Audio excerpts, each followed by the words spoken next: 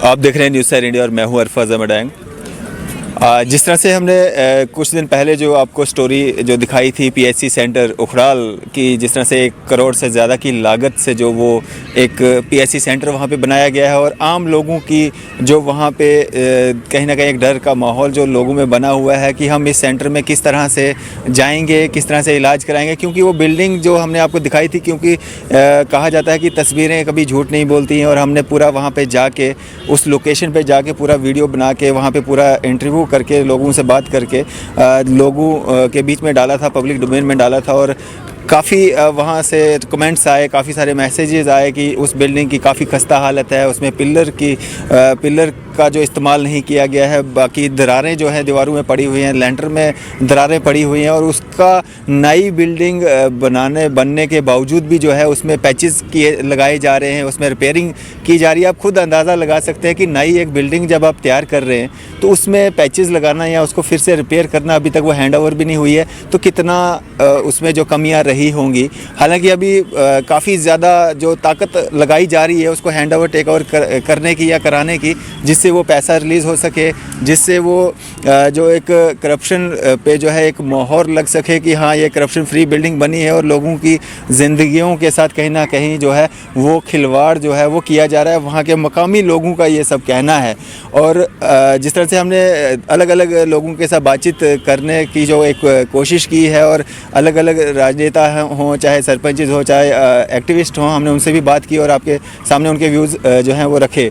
और अभी हमारे साथ फ़ोन लाइन पे मौजूद हैं वहाँ के सरपंच हैं मोहम्मद इकबाल कटोच साहब, जो कि डिस्ट्रिक्ट प्रेसिडेंट भी हैं all Jammu and Kashmir panchayat conference के। उनसे हम बात करते हैं और उनसे जानना चाहेंगे कि क्या ये सब इल्ज़ामात जो उस पीएचसी सेंटर पे लगाए जा रहे हैं उन पे कितनी हकीकत है। इकबाल साहब।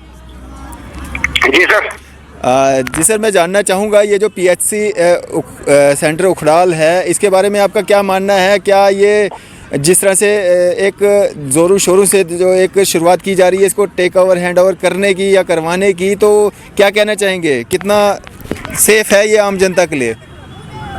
सबसे पहले मैं आपका शुक्रिया करता हूँ और वेलकम करता हूँ कि आपने मुझे अपनी बात रखने का मौका दिया जी। तो इससे कबल कि मैं अपने ख्यालात रखूं, मैं आपको मुबारक देना चाहता हूं बीइंग ए जर्नलिस्ट। आप वहां पे आए पिछले दिनों और आपने भी अपनी जिम्मेदारी निभाई जी, शुक्रिया। जहां तक हमारे पीएचसी बिल्डिंग का ताल्लुक है, ठीक 2 साल पहले एक ब्लॉक मेडिकल ऑफिसर ये रिटर्न में देते हैं कि ये जो है बिल्डिंग अनसेफ है। बिल्कुल बिल्कुल। मैं वहाँ का सरपंच और शहरी होने के नाते, चूंकि वो हमारी भी प्राइमरी हेल्थ सेंटर है उसी इलाके में जी, तो मैं भी बारहा इन चीजों को हैंड ओवर टेक ओवर करने के बारे में, चूंकि हमारा भी तो सियासत में रहकर यही इन्हीं चीजों को तकमील तक पहुंचाने की वो टारगेट्स होते हैं जी। लेकिन कहीं न कहीं इंजीनियर्स ने भी हमारे साथ जाति कर रही है कि उन्होंने पिलर में लगा के इस बिल्डिंग को कंस्ट्रक्ट करवाया जी। और फिर जब इसकी कंस्ट्रक्शन इस हाल में हुई कि आज भी हम उस कैमरा के जरिए से वो दरारें देख सकते हैं, और एक ऑफिसर जिसे ना कोई लेना है ना देना है, कुछ लोग जो है हमारे पॉलिटिशियन जी, वो किसी अपनी दर्द के खातिर दूसरों को निशाना बनाते हैं। सच तो यह है कि उस बिल्डिंग में जो है सही मटेरियल नहीं लगा है, जिसकी वजह से ये क्रैक्स आए हैं जी जी। तो बहरहाल मैं गुजारिश करूंगा गवर्नर इंतजामिया से कि एक स्पेशल टीम इसमें कंस्टिट्यूट की जाए, ताकि इसमें जो है हम गरीबों का, ये लोगों की प्रॉपर्टी है, हमें किसी से कोई शरारत नहीं। लेकिन सच ये है कि अगर एक कौम की प्रॉपर्टी को अगर तबाह किया जाता तो वहां पर के लिए हम खड़े हैं सर जी।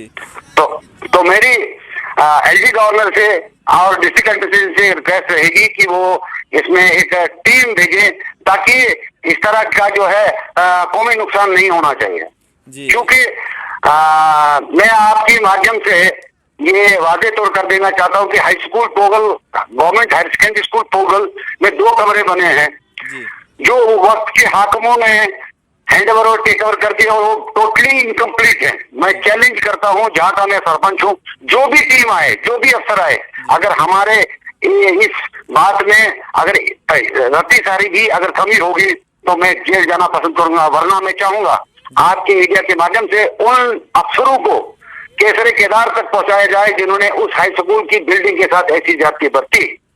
बिल्कुल। तो बहरहाल इन हालात के पेश नजर मैं यही चाहूंगा, जो भी जिम्मेदार ऑफिसर्स हैं या इंजीनियर्स हैं, ये पब्लिक प्रॉपर्टी है। जैसे मैं आपका शुक्रिया इसलिए भी करना चाहता हूं कि आपने भी रोल निभाया, जो आप पर फर्ज भी है और हक आप अदा कर रहे हो। जैसे हमारे रामबन और बनिहाल में ट्रिपल स्टोरी हॉस्पिटल्स की बिल्डिंग्स बनी। जी। मैं जनाब ना इंजीनियर हूँ ना टेक्निकल हूँ, लेकिन इसके बावजूद भी हमें खदशा है कि हम उस पर डबल स्टोरी बना नहीं पाएंगे। जी। तो मेरी गुजारिश यही रहेगी कि अगर उस बिल्डिंग को हमें डिसमेंटल भी करना पड़े, बेशक करना चाहिए, और उसकी बुनियादें मजबूत लगाकर हमें, क्योंकि हम उसको उस हॉस्पिटल को कल सीआईसी की डिमांड करेंगे, कल को वो डिस्ट्रिक्ट हॉस्पिटल बनेगा, लेकिन जब उसकी बुनियादें ही वो हिली हुई होंगी, वो टूटी होंगी और वो क्रैक हालात ही बताएंगे। जी। तो इकबाल साहब, मैं आपसे एक चीज़ जानना चाहूँगा। हमने जब इसी सिलसिले में जब वहाँ के अलग अलग नेताओं से बात करने की कोशिश की, अगर हम शुरुआत करें रुनियाल साहब से, बी.ए. रुनियाल साहब से, तो हमने ये भी सुना था और देखा भी है कि उनके द्वारा एक आरटीआई भी लगाई गई थी, एक स्टे भी लिया गया था, लेकिन बाद में ऐसे क्या हालात बने, जब हमने उनसे इंटरव्यू भी किया तो उन्होंने कहा कि मेरे को इस चीज़ की मालूमात नहीं है, हम इसका जो है पता लगाने की कोशिश करेंगे। और क्या हालात बने कि उनको जो है वो तब्दीली उनमें आ गई। बहरहाल आपने सवाल बहुत अच्छा किया, जिसका मैं खुद गवाह हूँ। जी। जब हमारे रुनियाल साहब अपने नौकरी से सबकदोश होकर आए और सियासी मैदान में आए, जी, तो मैं उनके साथ एक छोटा सा कारकुन था, उनकी जमात के साथ हो लिया। तो वो उन दिनों कहा करते थे कि भाई ये अस्पताल का जो काम जो है बहुत नाकिस तरीके से हुआ है, इसमें नाकिस मटेरियल लगा है। जी। तो फिर उसके बाद मैंने ये तक सुना कि वो कोर्ट में गए या नहीं, लेकिन ये मैंने खुद सुना है, मैं उसका चश्मदीद गवाह हूं कि वो कहते थे ये कौम की जायदाद है, जिसमें जो है जो भी अफसर या जो भी ठेकेदार इन्वॉल्व है, हमें उससे कोई लेना देना है, लेकिन हमने कौम का नुकसान नहीं होने देना है। तो बहरहाल इस दफा जब मैंने उनका इंटरव्यू सुना और वो कोई अपना पल्लो झाड़ते देखकर मुझे बड़ा अफसोस हुआ। जी। और मैं आपके माध्यम से रुनियाल साहब को ये पैगाम देना चाहता हूँ कि अल्लाह ने आपको एक अमानतदार है, आप काउंसलर बने जी, और आज आप किसी गलत काम पर पर्दा डालने के लिए नहीं बने हैं। रुनियाल साहब, अक्सर ये जिंदगी साथ देने वाली नहीं है, आपको सही और गलत की लड़ाई लड़नी है, दोस्ती और रिश्ते यहाँ पालने नहीं है। तो बहरहाल रुनियाल साहब शायद इस वक्त गरीब लोगों के साथ ज्यादती बरत रहे हैं, वो कौम की जायदाद है जो प्राइमरी हेल्थ सेंटर की बिल्डिंग है। इकबाल साहब, अब मैं बात करूंगा दूसरे नेता की, जो कि सजाद शाहीन साहब हैं, डिस्ट्रिक्ट प्रेसिडेंट हैं नेशनल कॉन्फ्रेंस के। उनसे जब हमारी बात हुई, उनके साथ हमारा इंटरव्यू हुआ, उनको जब हमने ये चीज़ नोटिस में लाई, उनका ये कहना था कि इस पर जांच होनी चाहिए और जो भी आरोपी हैं उनके खिलाफ सख्त से सख्त कार्रवाई होनी चाहिए। वहीं उनके दूसरे जो नेता हैं जिन्होंने शायद डीडीसी इलेक्शन में हिस्सा भी लिया, तो वो कहते हैं कि बिल्डिंग बहुत सेफ है, बिल्डिंग पे जो है इल्ज़ाम जो लगाए जा रहे हैं वो सरासर गलत है। तो ये दो धारी जो बातें की जा रही हैं एक ही पार्टी के द्वारा, तो इस पे क्या कहना चाहेंगे? बहरहाल मुझे खुद समझ नहीं आता और मैं आपके माध्यम से उन दोनों लीडर्स के सामने और नेशनल कॉन्फ्रेंस के प्रेसिडेंट के सामने ये बात रखना चाहता हूँ कि वो अपना मौका बयान करें। क्या सजाद शाहीन साहब नेशनल कॉन्फ्रेंस के लीडर हैं या रियाज मीर साहब भी हैं? क्योंकि हालिया दिनों डीडीसी के इलेक्शन हुए, रियाज मीर साहब ने नेशनल कॉन्फ्रेंस के मैंडेट पे इलेक्शन लड़ा, और फिर ये जो पब्लिक प्रॉपर्टी की बात यहाँ आई, तो यहाँ सजाद साहब को हम मुबारक देते हैं। उन्होंने कहा अगर कोई भी शख्स इसमें मुलविस होगा उसको माफ चाहिए, लेकिन रियाज मीर साहब का इंटरव्यू सुनकर मैं बड़ा हैरान हो गया कि उन्होंने कहा बिल्कुल ये सेफ है। मैं गया, हालांकि पेशे से हम पॉलिटिशियन हैं, हम टेक्निकल नहीं हैं जी।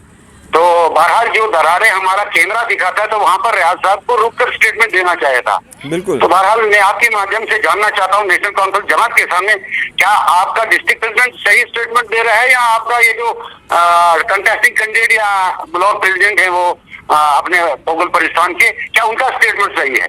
जी जी। तो बहरहाल मैं यही कहूंगा कि खुदगर्जी है, ये दोस्ती और रिश्ते पालना हमारे सियासतदान छोड़ दें, क्योंकि ये मामला गरीबों का है और प्रॉपर्टी कौन की है, ये किसी फर्द वाहिद की प्रॉपर्टी नहीं है जिसका शब खून मारने की आप कोशिश कर रहे हो। हमने हर अच्छी बात का साथ देना चाहिए और हर बुरी बात को दबाने की बात करनी चाहिए। जी सर, इकबाल साहब अब मैं बात करना चाहूँगा आपसे, जिस तरह से वहाँ के वो जो सरपंच हैं जिनके द्वारा ये जो ठेकेदार भी हैं और सरपंच भी हैं जिनके द्वारा ये बनाया गया है, उनका ये कहना था कि मैं वाहिद ये एक बिल्डिंग नहीं बनाई है, मैंने बहुत सारी बिल्डिंगें बनाई हैं और आप मेरा काम वहाँ पे देख सकते हैं। अगर मैं ऐसा काम करता होता मेरे को नया काम जो है वो नहीं मिल पाता। तो क्या जो एक सरपंच होते हुए इस तरह की कोताही वो बरत सकते हैं वहाँ पे, जिस तरह से वहाँ पे वो दरारें दिख रही हैं, वो लेंटर में दरारें दिख रही हैं, वहाँ पे जो लीपापोती नई बिल्डिंग में की जा रही है, या तो इस्तेमाल करने के बाद 5 साल 10 साल के बाद होती तब भी जो है कुछ ना कुछ हजम होने वाली बात थी, लेकिन ये जो नई बिल्डिंग में लीपापोती की जा रही है, किस हद तक इसको जायज़ ठहराएंगे? नहीं नहीं, बिल्कुल ये काबिल कबूल ही एक्सेप्टेबल है ही नहीं। और मैं आपके माध्यम से ये कहूं कि हमारे डिप्टी कमिश्नर साहब जो नए जिन्होंने हाल ही दिनों में ज्वाइन किया है, मैं उनको मुबारक देता हूं कि एक जानदार ऑफिसर हैं, उसकी सरबराही में इंशाल्लाह इसका इन्वेस्टिगेशन सही होगा। और हम आज के मीडिया के माध्यम से अपने डिप्टी कमिश्नर साहब के सामने ये गुजारिश करते हैं कि उस बिल्डिंग में एक टीम कंस्ट्रूट करके उसके साथ जो है वो हैंडओवर या टेकओवर हो, या उसको डिसमेंटल करना है, जो भी सूरत हाल बनता है, क्योंकि वो आम गरीबों की जायदाद है।